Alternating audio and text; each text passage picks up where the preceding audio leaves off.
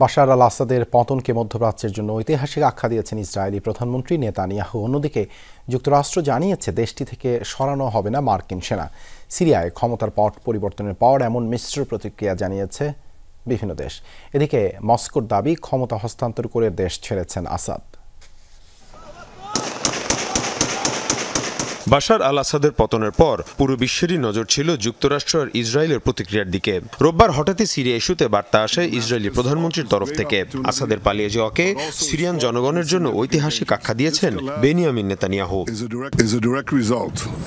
স্বৈরশাসকের পতন হয়েছে। আসাদের এই পতন মধ্যপ্রাচ্যের জন্য ঐতিহাসিক একটি ঘটনা। সিরিয়ানবাসীর জন্য বড় সুযোগ এটি। এদিকে যুক্তরাষ্ট্র জানিয়েছে সিরিয়ার সামরিক উপস্থিতি বজায় রাখা হবে। দেশটিতে জঙ্গি গোষ্ঠী আইএসের পুনরুত্থান ঠেকাতে পূর্বাঞ্চলে মোতায়েন রাখা হবে সেনা সদস্য।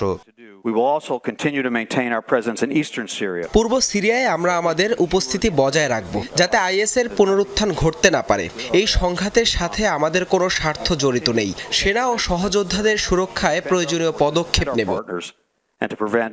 এর আগে শান্তিপূর্ণভাবে ক্ষমতা হস্তান্তর করে দেশত্যাগ করেছেন সিরিয়ার ক্ষমতাচ্যুত প্রেসিডেন্ট বাশার আল আসাদ। বিবৃতিতে এমনটি জানায় রুশ পররাষ্ট্র মন্ত্রণালয়। সতর্কতা জারি করা হয়েছে সিরিয়ায় অবস্থিত রুশ সামরিক ঘাঁটিগুলোতে। পলাতক সিরীয় প্রেসিডেন্ট বাশার আল আসাদের সংযুক্ত আরব আমিরাতে অবস্থান নিয়ে সৃষ্টি হয়েছে ধোঁয়াশা। এই ইস্যুতে প্রশ্ন করা হলে বিপাকে পড়েন দেশটির জ্যেষ্ঠ কূটনীতিক আনোয়ার গার্গেশ।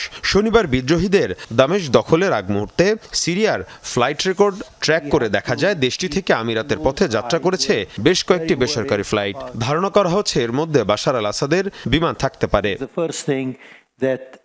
মীর মুশফিকা হাসান, যমুনা নিউজ।